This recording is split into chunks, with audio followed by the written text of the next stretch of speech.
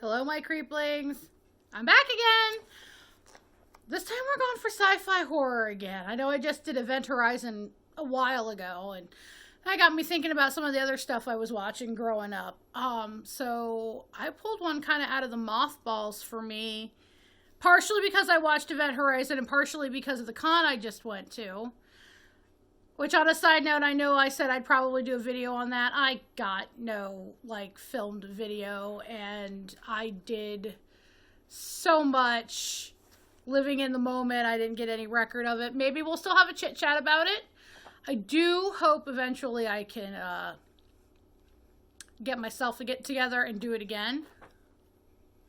Sorry, I got something in the corner of my mouth. And, this time, maybe I will get some footage. I don't know. It was really fun, though. I highly suggest going to Horror Hound in Cincinnati when they have it. So, but part of the reason I said this is simply because the star of this movie was at that con, and I started thinking about it, and I'm like, we should do this one. This is actually a very solid film.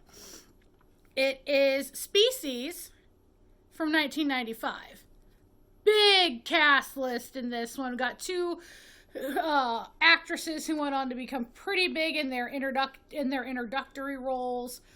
A lot of influence and work. I believe he directly worked on this by H.R. Geiger or Giger. I'm not quite for sure how to pronounce the last name, but he did do designs on this. I think he didn't execute everything though because his mother was sick and he was staying in Switzerland to care for her. But you see his influence in the creature in this one. So let's just get down to it, shall we? We'll go through the cast list first. So like I said, two actresses in their introductory roles. You have a fresh-faced Natasha Henstridge playing our main character, Syl, the alien, human hybrid. You have a very young Michelle Williams from Dawson's Creek and Brokeback Mountain, and I believe it's My Day with Marilyn, as young Syl. So this is like her around age 10, 12-ish. You got Ben Kingsley as our lead scientist. I mean, come on, Ben freaking Kingsley here. Michael Madsen playing our badass hunter type character. Alfred Molina playing one of our other scientists. Forrest Whitaker as our empath. Marg Helgenberger from CSI. She plays yet another scientist. And if you remember him from the late 80s to mid 90s, Whip Hubley. What kind of a name is that? We need to talk to your parents there, Whip. Unless that's a stage name, and then I'm sorry, I'm not trying to make fun of you. That's just a very, very interesting name. So, I'm sorry, I got the movies today. I got the I can't sit still. So, if my face keeps going in and out, I apologize. But yeah, big cast name on this one. Big budget behind it. I want to say it was a Universal film. I'm not familiar with the director, Dennis Feldman, but he did really great work with this. So, we boiled down the storyline to this. Back in the day, we as the human beings, especially NASA, started sending out information into space. Well, apparently, somebody from out there intercepted it and sent us back messages as well. One of them was for a clean burning fuel, which our scientists chose to look at as, they're being friendly. Well, then they sent I don't know why people didn't think about this harder, but the aliens sent back more information on how to combine their DNA, what their DNA strands looked like, with our DNA, and these dipshits did it. So they created a lovely female human alien hybrid whom they named Syl.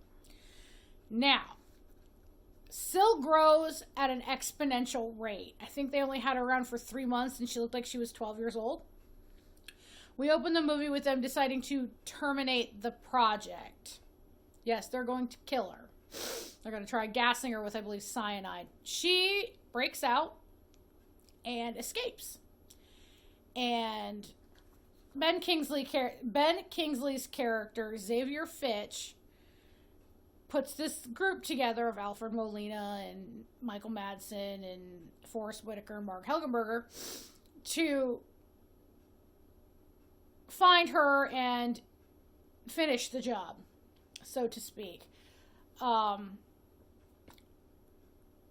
What happens with Sil is she basically does the hobo thing and rides the rails until she gets to a town, and then she's very adaptable. She figures out how money works. She figures out English pretty quickly in the little kid body. She manages to get herself onto a passenger train to LA.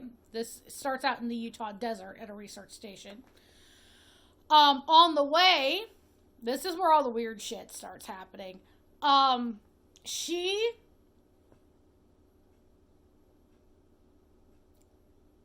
does the butterfly thing and creates a cocoon, which is really gnarly to watch, and comes out a full-blown woman. So they don't know that they're looking for a woman, and this woman is Natasha Henstridge. Oh.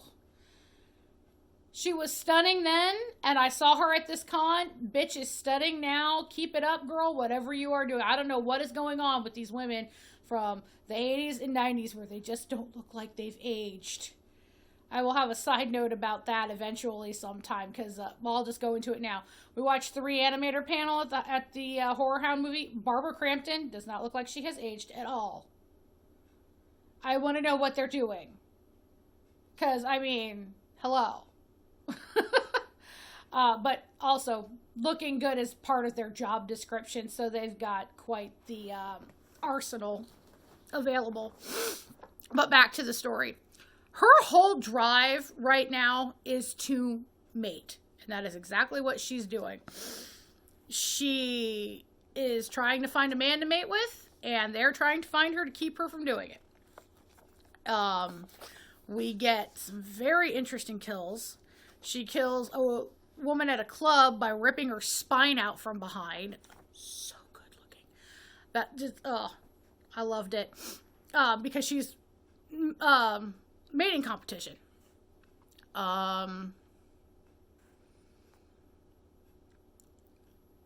She's also having these dreams, these nightmares, and that's where you kind of see the alien form hinted at first. Let's see. She kills the first dude she tries to mate with because he's not compatible. He's a diabetic, which makes him not ideal for a mating situation. She drowns another guy in a hot tub, and this is where you start seeing some of her alien tendencies, like physicality. Her face gets some weird growths on it that recede under the skin. She's got tentacles. It's gnarly. They think they killed her in a car accident, which is not how that worked, because that was a trap set up by her, and it was very interesting to watch her set that up. You have a subplot of Mark Helgenberger and Michael Madsen's characters kind of having romantic intentions, and they do end up having sex later. Which I think sends Sil over the edge, because she may have had designs on the Michael Madsen character. His name is Preston Lennox. I mean, I don't blame her. The guy, whew, Michael Madsen was good looking back in the day. I don't know what he looks like now, but ooh, back then, yes, daddy. Plays that tough guy that's kind of got a little bit of a vintage greaser look. Very well. Very, very well. Oh, excuse me. It's getting a little late tonight. So they think they killed her. They go back to the hotel to celebrate. They find out, no, they didn't, because the empath is starting to get feelings, and he realizes that Sil, has gotten Alfred Molina's character Dr. Stephen Arden. Now, this guy's kind of a loser with the ladies. At least that's kind of how they frame it, at least at this point in time in his life. She ends up trapping him. She seduces him. And, like, she literally gets pregnant, like, 2 seconds after they finish. And the metamorphosis starts to begin. She kills him because I think they were planning... Oh, no. How do I want to say this? The empath gets Preston and the female doctor's attention, and the whole group, minus Alfred Molina's character, go to break the door down, and they find him dead. She has skedaddled through the wall right as they break the door down, which gets us chasing her through the hotel. Now, she ends up in the sewer system, and at this point, she is fully changed into the alien look. Very similar. You can tell H.R. Giger. I'm just going to pronounce it Giger. If I'm wrong, please correct me below. H.R. Giger, Alien Queen. You take some ideas from the Xenomorph, some of his pinup stuff I've seen, and yeah, it's gnarly and it looks really, really good. She is pregnant. Wow, I should really stop filming so late at night. But I'm having fun doing this. So she is pregnant, and she ends up in a cave system underneath the sewers, crack open in the wall. There's a tar pit or an oil pit down there. It looks really cool. Whoever did the set on that was kudos to you, man. She gives birth to a baby boy. Like, literally, it's like, there couldn't have been more than 20 minutes between insemination and full-on birth. And this kid is born, and when they find him, like, 5 minutes later, he's a toddler. When I say these creatures grow exponentially, I mean it's like, within 60 days, he'd be a full-grown male, impregnating how many women in the greater Los Angeles area. So, very real threat here of humans dying out because of these xenomorph-esque aliens creating more hybrids and just killing. They do end up destroying, or we think they destroy, both Syl and the baby, but we are left with a little jump scare of a rat with this tongue that goes out and grabs another rat. Now, when we are introduced to the male child, that's how we kind of know it's not a human male child. He goes to grab at a rat for food, can't reach it. Tongue that looks like a tentacle comes out, grabs it, and he eats it in one bite. There's a lot more going on with the story, but I would really like for you to watch this one. This is 90s sci-fi horror, just classic example of how major studios were jumping in on this and doing it well. The effects on this were really good. Now, some of this is early CGI, and it's a little, just slightly cheesy at points, but it's mixed with enough practical effects that it makes it, that everything works. It makes it look decent to good. And the CGI stuff is used sparingly. If you really break this down, this is a predator-prey with the prey trying to catch the predator. It's very interesting. Lots of boobs going on, I will say that much. You get to see Natasha Henstridge running around somewhat naked for a lot of it. So for those of you who were youngins coming up and, you like females, this one was definitely probably an eye-opener for you at the time. This is a very, very good flick. If you did this and Event Horizon as a double feature, I think you get the gist of 90s horror sci-fi. I'm definitely going to say this is high on my list of recommendations.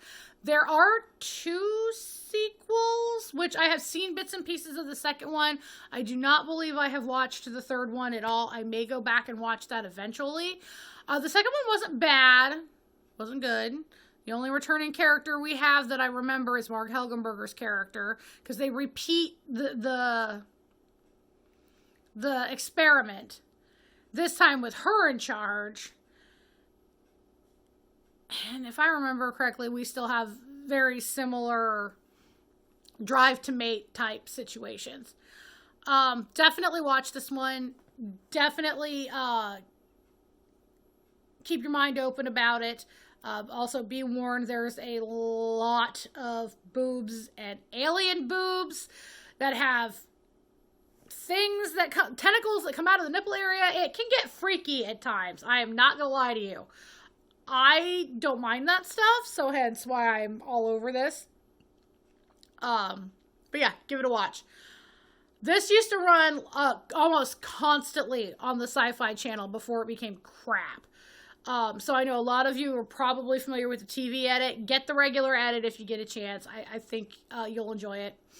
If you're an effects nerd, you'll enjoy this. So, block out a night, have a horror sci-fi night, watch Species. But on that note, it's getting late. I think it's after 12:30 here where I'm at. I have been, trying to keep myself busy with movies and filming and life. And it's catching up with me today. So I'm going to calm it down for the night, maybe make some plans for the future with what we're going to watch. If you like sci-fi horror and you have recommendations, use those comments, babes. I am more than happy to add to my list. I've got a good list started, but I really do want to keep this going for a while. And here's an update. We may be going to weekly eventually. I do know my birthday is in August, and I am going to do a weekly upload for that entire month to talk about one of my favorite series and 2 of my favorite actors. But I'll let you guys wait and sit and stew on that one for a little while. So, on that note, I'm going to say with me, good night, my creeplings, and I'll see you next time. Bye.